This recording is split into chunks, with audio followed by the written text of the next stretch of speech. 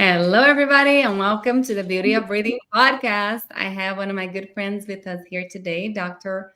Radfar. How are you today? Hi, Renata. I'm doing great. Thank you for having me on. Excited to talk about TMJ and sleep today. Awesome. Do you mind introducing yourself to the crowd? Sure.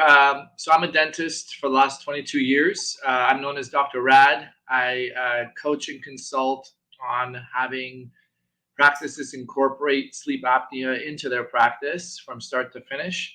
I also have a bunch of products for sleep and total oral health under my Rad Health Incorporated brand, and I go on stages all the time and try to speak about sleep and awareness of sleep and how we can help our patients to be able to get assessed and ultimately treated either through CPAP, oral appliance, or surgery. So, how did you fall into the world of sleep? Say that again. How did you fall into the world of sleep? So in 2009, I actually fell asleep at the wheel. I crashed my car driving about 30, 40 miles an hour into a tree, and not knowing that I had sleep apnea. I was feeling more tired throughout the day. And, when you have a personal experience or you have a significant other or a child that you see struggling with sleep and sleep disordered breathing issues, you definitely dive in a little bit more to fix yourself, right?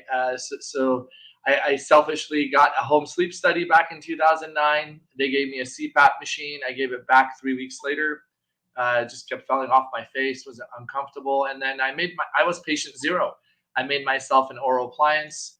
It helped me reduce snoring and sleep better and be able to have more energy throughout the day for my kids. My kids were super young back then. And that just propelled me to start talking to my patients about it. And since then, I've treated over 2,000 patients. I've helped over 3,000 dental practices incorporate sleep. It all starts with either yourself or someone dear to you, or even maybe someone within your office if you're a dental practitioner. When you see the benefit that they have, let alone if you have, with wearing the oral appliance and going through the process, it definitely propels you to be able to do more. Wow, thank you for sharing that with us. We have several people listening in live. These Beauty of Breathing podcast recordings we do live on Instagram on my Myo Moves account. So if you're not a follower yet, just look us up on Instagram at Myo Moves. And we also have at Airway Circle. Airway Circle is a community of healthcare professionals that are there to learn more about airway and help their patients finding the root cause of their sleep issues and breathing and myofunctional issues. So if you are a parent or a patient, you can go over to our Facebook Airway Circle Patients and you can ask questions. There are several professionals there ready to help you. If you are a professional and you want to learn more, join our membership at airwaycircle.com. We do Thursday night lives. So every Thursday night, we do webinars with incredible professionals. You actually have spoken for us before, so thank you. And that all goes into a membership. So join us. Before we keep going, would you tell everybody a little bit about your Red products and how can they find it? So during COVID, people would come in and have me check their sleep appliances, and I'm like, "So, John, how's it going?" Oh, great. My wife loves you, Doc. You still allowed us to come into the bedroom together. Thank you for that. I'm like, great. He's like, but I can't shut this guy up. I'm like, what do you mean? You have a lot of anxiety, stress? I mean, who doesn't nowadays, right? And even during COVID, it was a lot worse because we were worried about everything, about the elderly, ourselves, our kids being on Zoom, and all these kinds of things. And so people were taking Advil PM, Tylenol PM, Xanax, marijuana. I'm in California, a bottle of wine, Benadryl, right? All these things to be able to fall asleep, and they were doing it consistently. And I kind of, I also was having some sleep issues, a little bit of insomnia. My mind was racing, getting back into the office about after 7 weeks of being closed and all this other stuff. So my biochemistry degree I kicked that into gear and put together some things like tryptophan, valerian root, L-theanine, did a bunch of research, melatonin. And so I kind of put together a concoction, and I made my first sleep supplement called Rad ZZZ, Rad Z's. And that was my first product. It was really to help not only myself selfishly, but also my patients, because they were all taking all these medications and over the counter or prescription that was really liver and kidney toxic. And so it wasn't Mhm. very good for them to be taking this consistently. And I've noticed about 4 out of 5 patients who take RADZs really truly benefit from getting a solid 6 to 7 hours of sleep. So it helps you stay asleep, fall asleep, stay asleep, and actually breathe better. I put an ingredient in there called N-acetylcysteine, or NAC. NAC is a natural expectorant of your airway. So it helps. If you Google NAC and sleep apnea, you'll see National Institute of Health.gov studies that show a reduction of apnea hypopnea index or sleep apnea by about 30% just by that supplement alone. And that's one of the ingredients that I put in RADZs. And then, as you know, a lot of people develop jaw problems, clenching, grinding, stress, which we'll dive into. Some of it's related to sleep, some of it's related to anxiety. So I developed Rad Jaw. Rad Jaw is a jaw supplement that helps with muscle tightness, so you don't clench as hard. Some ingredients that help with that, and also with the popping and clicking to be able to regenerate some of the cartilage and bone there. So that was my second, and now I have 11 total products. My Yeah. newest one is a pet product.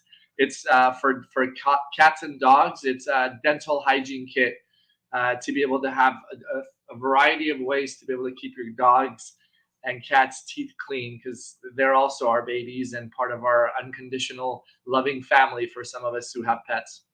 I can tell how much thought you have put into every one of these products, and I like how you made things a little bit more holistic and preventive and healthier for the individual. So that is fantastic. Awesome. Well, everybody, what is your Instagram so people can go follow you? My Instagram is Dr. Rad Health, so DRRAD Health, and my website is Rad Health Inc. So radhealthinc.com for the products. And if any dentists or hygienists want to take any courses in sleep, it's radseminar.com. So as you can tell, everything's rad. We try to keep it fun within the Rad Health family. I love it. That's fantastic. So let's talk a little bit about our topic. Today, we're going to focus on the connection between TMD and sleep apnea. So what is even TMD? Because everybody calls it TMJ. Yeah, so TMJ is actually the body part, temporomandibular joint. TMD is temporomandibular disorder, right? So it's really the diagnosis or any sort of problems you have with your jaw is TMD. Now, let's call it TMJ because that's what the general public calls it. So your TMJ can get affected if you're not breathing well. More than 50% of patients who have jaw popping and clicking, muscle tightness, neck and shoulder pain, headaches, grinding of their teeth, of course, are associated with sleep disordered breathing. We notice this in kids, especially who grind their teeth. You know, oh, Johnny's grinding his teeth at 7 years old. First question is how well does he sleep at night? Does he wake up energized? Does he snore? Tonsils, adenoids need to be evaluated. Possible phase 1 orthodontics to expand the jaw to be able to get more room for the tongue. Myofunctional therapy, tongue tie, all the fun things you talk about on a regular basis. So there's a big correlation with TMJ problems and sleep. But there's also TMJ issues when it comes to anxiety and stress. It's a fight or flight response that we have when we take with us to bed about, I got to worry about my kids in the morning. One of them's sick. Is the one going to wake me up at night? And then my partner this, or my job that, or you know, stuff I still have to do for work. And we take that to bed with us. And technically we tend to clench and kind of have that fight or flight response, and that can cause the masseter, the muscle of the jaw, and the temporalis to clench and get stronger. And so I've been using actually Botox a lot more frequently than ever before, not for making people pretty, such as myself. Sometimes, you know, you can put a little bit yourself if you have some left over in the bottle, right? But it's really for therapeutic purposes. It's to put some 15 units in the masseter on each side. Those, you know, you can have a patient bite down, or even you can bite down on some cotton if you have some cotton rolls, but on something a little squishy. And if your masseter, your cheek muscles feel like it's flexing, really hard, and you could feel almost like a little golf ball coming out. Your muscles are way too strong. That's one muscle, Renata, you and I don't need to work out. Right. The gym we work out, right? We try to get our muscles all firm and toned, but the temper, And yeah, people ask me all the time about these, I'm not going to say the name of it, but these devices that you yep, chew on, or exercises that you do to grow, make you have a better, more beautiful jawline. right, We don't want this muscle to get bigger. The type of muscle fibers that the masseters have are similar to the type of muscle fibers we have in our legs. So they have the potential of becoming very muscular, compared to the rest of the muscles in our face. So, yes, if you clench or if you exercise this muscle like crazy, it is going to become more bulkier, but it's not necessarily a good thing. So, correct. yeah. Yeah, and it's the one muscle we don't need to want to make bigger. Even the New York Times last week Mhm. released an article that I was in. They interviewed me regarding mewing, which Yeah. is what you're talking about. There's some Instagram ads that you see, or Facebook or TikTok really brought it out, that a 17, 16-year-old can sit there and use either a wad of gum and chew on gum for about 30 minutes to exercise that muscle. Well, guess what? Eventually you're going to come see me, because you're going to have jaw pain. You're going to have the popping and clicking, because the jaw joint is the number one joint that we're using electively to be able to talk, chew, yell, eat, yawn. So if you overuse it, and then you also on a carnivore diet and you eat a lot of steaks, right, which is chewy, or you eat a lot of you're a vegetarian or vegan and you eat a lot of raw whole almonds. By the way, no more almonds for all you listeners.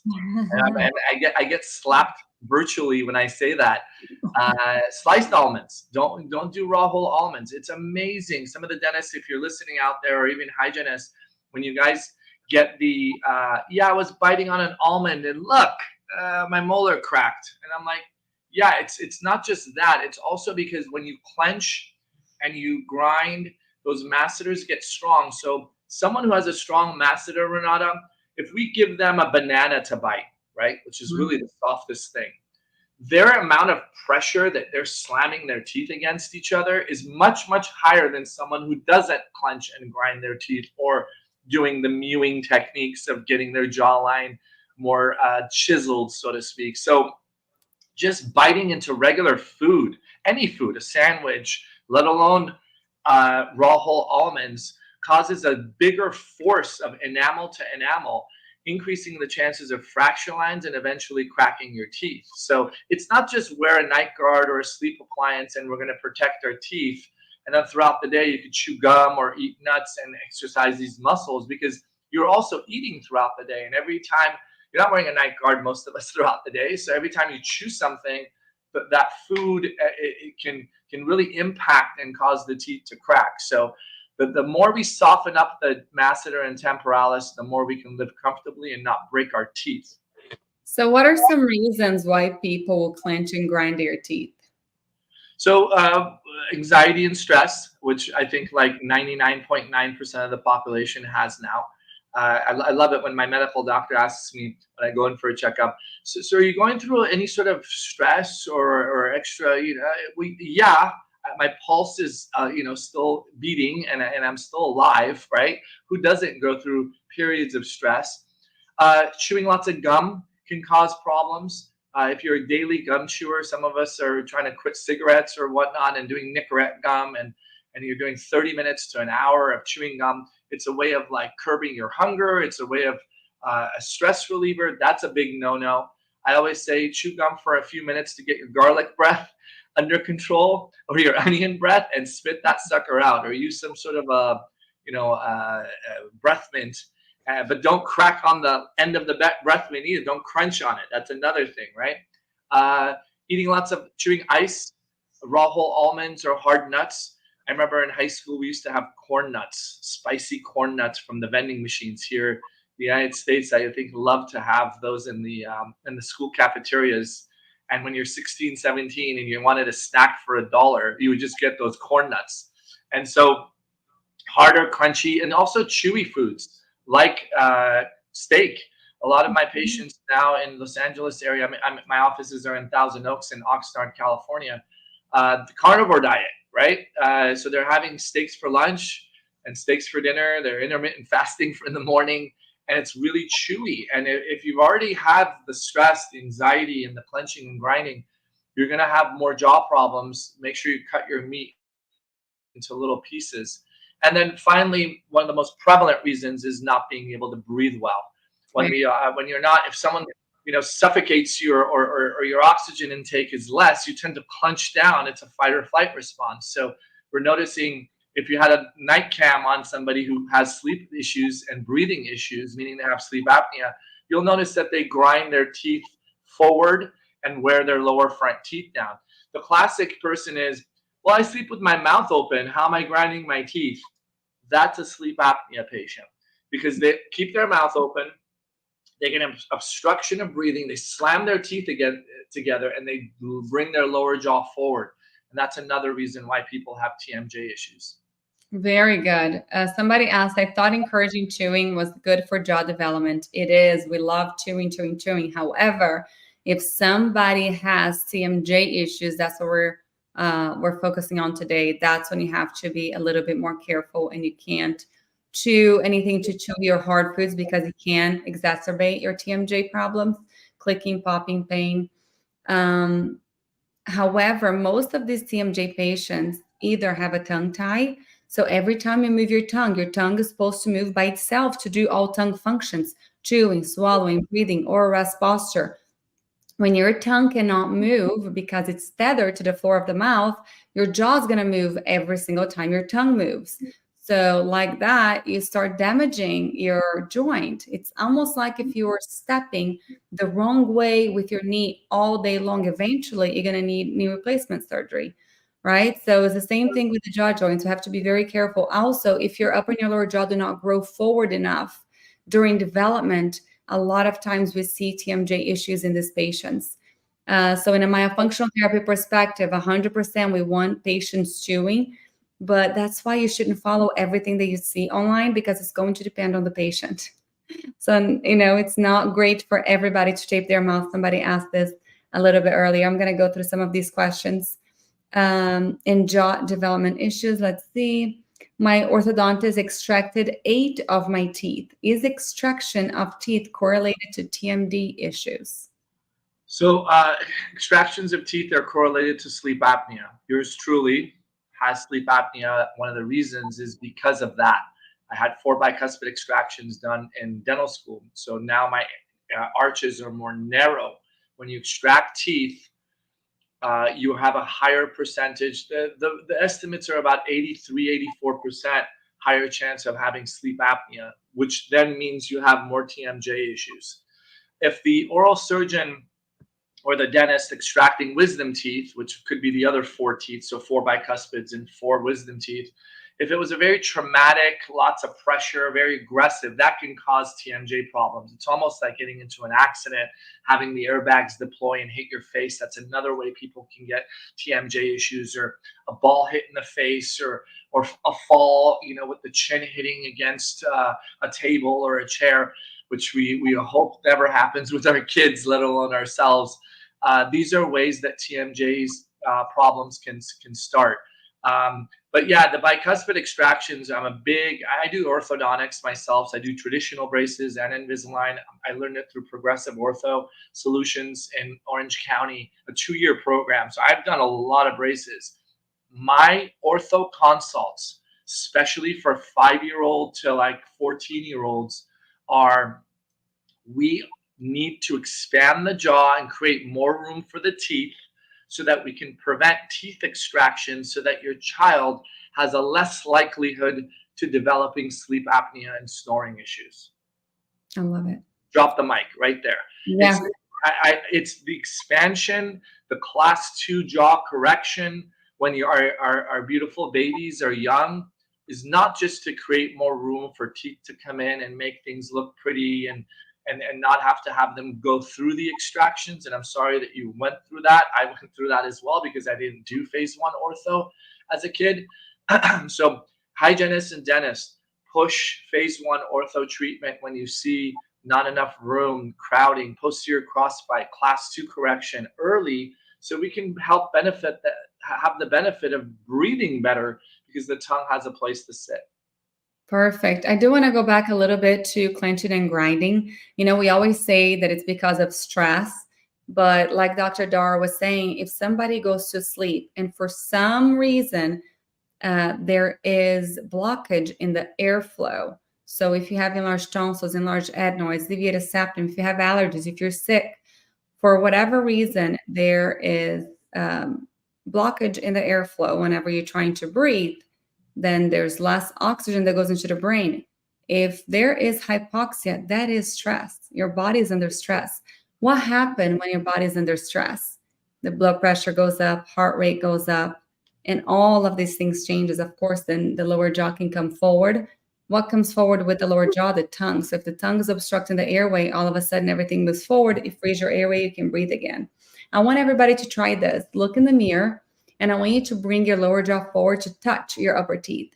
I remember that I used to have so many patients with signs of clenching and grinding, and they would look at me like, are you crazy? I do not grind my teeth. Well, your teeth naturally have something called mamelons. So they have this little beautiful round shape at the end of the teeth. Sometimes orthodontists will shave that down after ortho. However, you're supposed to have a little bit of that throughout life. Chewing, of course, slowly it goes away. However, if you bring your lower jaw forward right now and you touch your teeth together, and then I want you to move slightly your lower jaw to the side, one way, and slowly move your jaw to the other way. If in any of those moments, those teeth fit perfectly like a puzzle, guess what? That's what you do at night. That's exactly that spot you like to keep your lower jaw because one, it's easier to breathe. Like I said, it brings your tongue forward also. And I do believe the number two is because that's where your TMJ likes to be. That's where your condyle and everything over there feels better. A lot of times we see these patients who have had so many teeth extractions and upper and lower jaw are too far back, have also TMJ issues just because the condyle is not ideally where it wants to be. It keeps wanting to move forward. Somebody else said, my son has a deviated septum, therefore narrow jaw and unable to breathe through the nose. He's 11. Any suggestions, for example, NAC supplements for him? I am in the UK. So first of all, when you bring your jaw forward like that and you're trying to get more air, if you feel your masseters, your cheek muscles, you'll feel them contract. You'll feel them get strong. That's not a workout session we will be doing in any gym or home gym. So any forward lower front teeth worn down, scalloping on the side of the tongue, those are the key landmarks when it comes to sleep. When it comes to children, again, I've shared this with you before, Renata, and the few weeks after my accident, when I fell asleep at the wheel, not knowing I had sleep apnea, my 2.5-year-old son, I noticed that he was snoring more. He had issues with respect to just being more happy in the morning, getting up. His growth percentile was at 30%, while his older sister was at 90th. And so we had a pediatric ENT evaluate. His issues was tonsils and adenoids. And so at 2.5 years old, making that decision as a parent to voluntarily surgically put him through that type of treatment was a very hard decision. I myself have also had a deviated septum. At 9 years old, I thought I was Michael Jordan, and I got elbowed in the nose playing basketball more than once. And so I became a mouth breather. Mouth breathing is notorious for getting, at that age, 11 years old, a high arched palate, because the more you breathe air through the mouth and the suture, or that little line in the middle of the roof of your mouth, hasn't closed yet, it's more likely to come up because of the air pressure while your kid is doing PE, physical education, while he's studying, while he's running or she's running, while he or she is sleeping. That constant breathing through the mouth causes the palate to become more arched. The teeth become more narrow, And then the soft palate becomes more forward towards your lip as opposed to further back. And therefore, as he or she gets older, they're more likely to have sleep apnea and snoring. So deviated septum correction, adenoids and tonsil evaluation, surgical intervention looks like a possible thing to do right now for your child. All right, yeah. So get a consultation. You know, a lot of us myofunctional therapists work online, and we are looking at all of that. I always tell my patients that we have 3 pillars. Okay, the first pillar is the airway. We got to make sure that this tube is free and clear. Pillar number 2, upper and lower jaw. We got to make sure they are grown full enough. So we work with an orthodontist. Um, and then number 3 is the muscle. We got to make sure the muscle has enough tone, has enough strength, and it's functioning properly. If you only address one of them, the patient is very likely to relapse. For example, if you just do myofunctional therapy and this patient has enlarged tonsils and adenoids, they're going to relapse because you can't breathe. There's no way to keep your tongue up if you cannot breathe through your nose. I had a patient recently that had expansion done twice. She came to me, she was 13, so she had expansion in a 7 and a little bit, I think a 4 or 7, 4 and 7, and she relapsed both times. Why? They gave me an x-ray. After the orthodontist looked at the x-ray and said, yeah, her airway is a little small, but I looked at the x-ray, guys. She didn't have enlarged adenoids. She didn't have enlarged tonsils. She had enlarged lingual tonsils. Those get missed all of the time. And I said, nothing ever is going to work until we get that taken care of. Number one thing you have to do in order to survive is to breathe. So if you can't breathe, your body is always going to reverse to, So Renata, you mentioned something very important, right? The parents who are listening or soon to be parents in the future, when you have a child and you see signs of a problem, what is that? The problem is snoring. The problem is grinding of their teeth. The problem is you look and you see that their eyes are sunken in. They're more tired. They're more grumpy. They're more moody. There's really 3 people that you need to visit. Number 1 is a pediatric ENT. Number 2 is an orthodontist. And number 3 is a myofunctional therapist. I think those 3, let's call it treatment modalities, all have to be looked at to see if there's tongue tie, to see if there's adenoids, tonsils, deviated septum, and to see if there's any sort of expansion or class 2 correction that's needed. It's a lot. It's a lot. I understand as parents, you're dealing with a lot. You got to really go through all that. I mean, we're talking such a big difference in growth when it comes to growth hormone production, ADHD issues, so physical and mental development. And all we can do as parents is give the best possible outcome for our children. And it takes work to be able to make those kinds of appointments, to be able to go in, have the treatments done. It's a lot. But that's the responsibility that we take, at least part of the responsibility that we take as parents. We have another question. How can I change my 17-year-old mouth breathing son into a nose breather and he's always tired in the day? Would he benefit from maxillary arch expansion? Teeth are already well aligned without ortho. That's a great question. If your teeth are perfectly aligned, how can you get ortho? So first of all, the inner molar space has to be around 42 to 43 millimeters. So like between the inside of the upper molars, you could have perfectly straight teeth. And if you worked on that, Renata, right? You went through a lot to get there. When it's too narrow, even though the teeth can be perfectly straight, if it's too narrow, you're still not done with expansion. And we talked about the pediatric ENT or an ENT looking at the adenoids and the tonsils. There's a reason why we're mouth breathers is because the nose is obstructed. The turbinates could be inflamed. I had my turbinates cleaned out and it helped for a year or 2, and then you got to go back in again. Deviated septum issues. Mouth taping. If a patient or a person can mouth tape and breathe through their nose comfortably, then it just becomes a habit. It's a habit that they're breathing through their mouth. They just got to retrain themselves and remind themselves.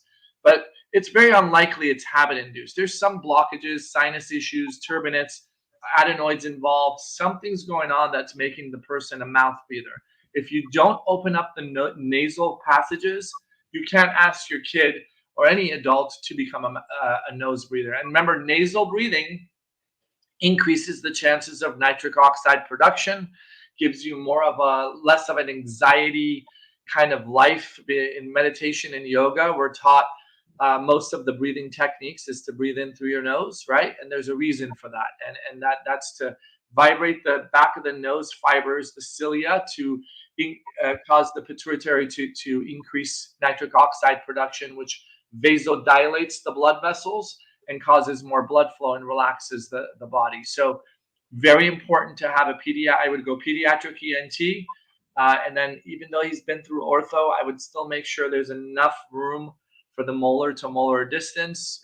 You can maybe even do the measurement yourself. You want at least 42 to 46 millimeters in width between the inside of the second to last tooth, if you don't have wisdom teeth, to all the way to the other side. Yes, 100%. Again, start with a myofunctional therapist. We have a group of referrals, that we know, depending on where you are. That's why we have a directory on Airway Circle. So if you go to airwaycircle.com/directory, you're going to find professionals all over the world that are looking at these. Interview professionals in there. Give some of them a call and see who you're going to align a little bit better with.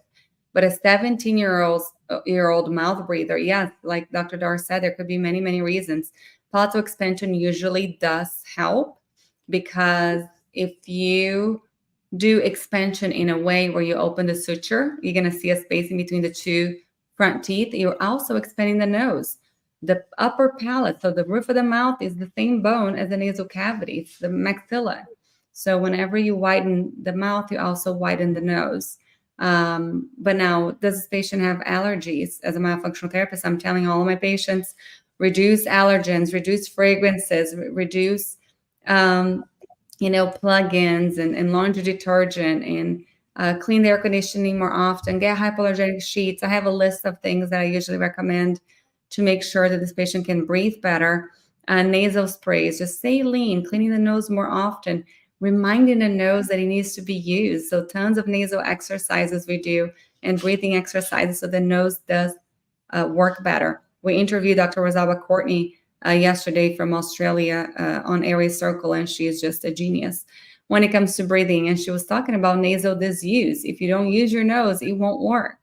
So we do tons of that to help our patients breathe better. But yes, the expansion could definitely help. Does mouth taping work, and which tape? Somebody asked. You just mentioned that. Mouth. So I have a controversial answer to this. Which tape works? Well, any tape will close your mouth shut. Duct tape didn't even work. Not exactly, but it's not about that. We have to find out why.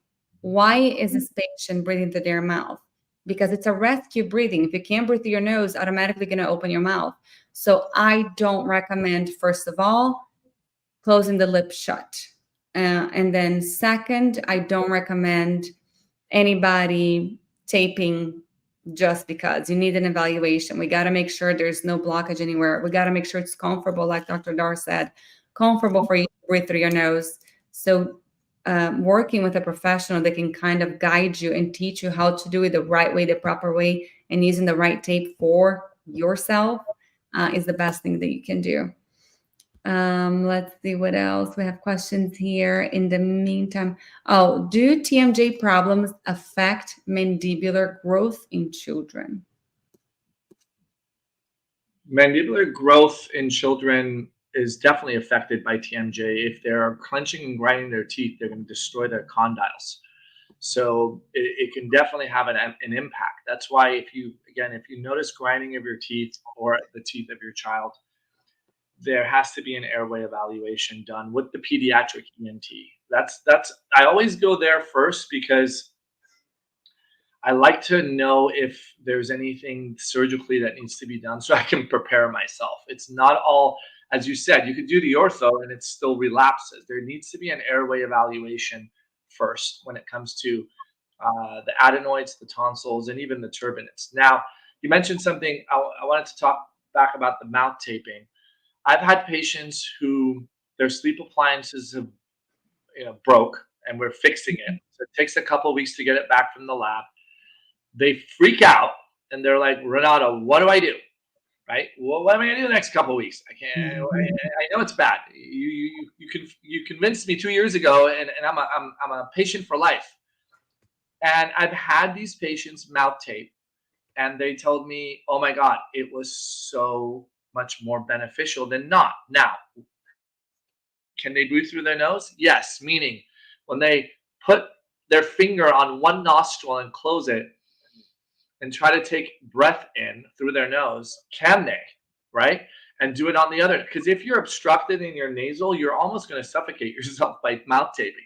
Now, one of the major things with mouth tape is if your jaw opens up as it's opening and kind of like getting lazy, so to speak, it also goes back, right? It's not just a up and down straight motion. It's a hinge. So as the jaw opens even ever so slightly, it gets retruded, the opposite of what a sleep appliance does, right? So mouth taping can help position and keep the jaw in its original position so that it doesn't fall back. But as you said brilliantly, if you have obstruction, this is not the sleep apnea treatment protocol. No board certified sleep physician will write mouth taping as the only or way of treating sleep. It's an adjunct to be able to push you to start nasally breathing. But if you're congested or you have allergies or you have turbinates that are or deviate septum, the mouth taping is going to make you feel like you're suffocating. There you go. Last question. Somebody said, wow, my wisdom teeth extraction was aggressive. It makes sense. No wonder I'm having these issues now. So can dental procedures where you keep your jaw open for a long time, or like wisdom teeth extraction, anything like that, could that start a patient to have symptoms of TMD? Unfortunately, wisdom teeth extractions are most of the time a must. You have to have them done. They are impacted, they're affecting the tooth next to it. You have pericornitis or prevention of pericornitis, which is an infection of a wisdom tooth when food gets stuck right in the back of the gum tissue where the wisdom tooth hides. So the risk is there. There is also risk of temporary numbness in your tongue and cheek and face and whatnot. It can lead to TMJ issues. Yes. Is it the only thing that can cause the jaw problem? Not necessarily. Typically, patients who clench and grind their teeth and then they go in and the surgeon puts them under and is aggressively grinding and moving that, and the jaw keeps getting pushed back. It's almost like you're getting into some sort of traumatic accident or a fall that impacts the jaw. So really kind of it's beneficial to make sure your oral surgeon is not, sorry to say, a butcher.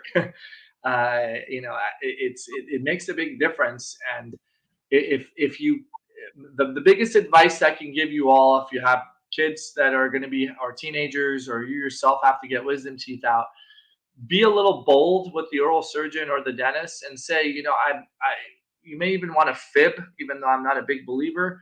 But say, I'm a little concerned that sometimes I have some jaw pain or jaw tightness. Will this affect me after I have my wisdom teeth done? In the back of their mind, they're going to be like, let me not be so aggressive taking this wisdom tooth out on the bottom. And so maybe they'll go a little bit more on the gentle approach and cut the tooth into more pieces as opposed to be super aggressive and cause jaw problems. So address that you're concerned about it. Let them know that you sometimes feel like your jaw is tight and you may have a concern about that, so they can be a little bit more gentle. Perfect. Well, I took some photos of some of the questions that we have here that we don't have time to go over. I'll be answering those in my stories. So guys, run over to MyoMove stories. I'll be addressing some of the extra questions we did not have time to cover. Well, Dr. Dar, thank you so much for spending some time with us today. I really appreciate it. Educating our followers, our listeners. What are your last words? Thank you for listening. One of the biggest things I've been always talking about is the more we open our mouth and we discuss what we know with our patients, with people at family gatherings or friends and whatnot. So, how's your day going? Great. I was on this podcast and I listened to Dr. Rad and Renata talk about how kids grinding their teeth is a no-no. What do you mean? My kid grinds his teeth. What is that? The more awareness we put out there, the more we can help humans and our kids and whatnot in this world of sleep apnea and TMJ, and they are very much correlated. Treat the sleep, you lower the chances of TMJ or TMD issues. Perfect. Drop the mic. All right. Well, thank you everybody for listening. This podcast episode should be out in about a week. Thank you, Dr. Dar. Have a wonderful weekend. We'll see everybody later. Bye, everyone.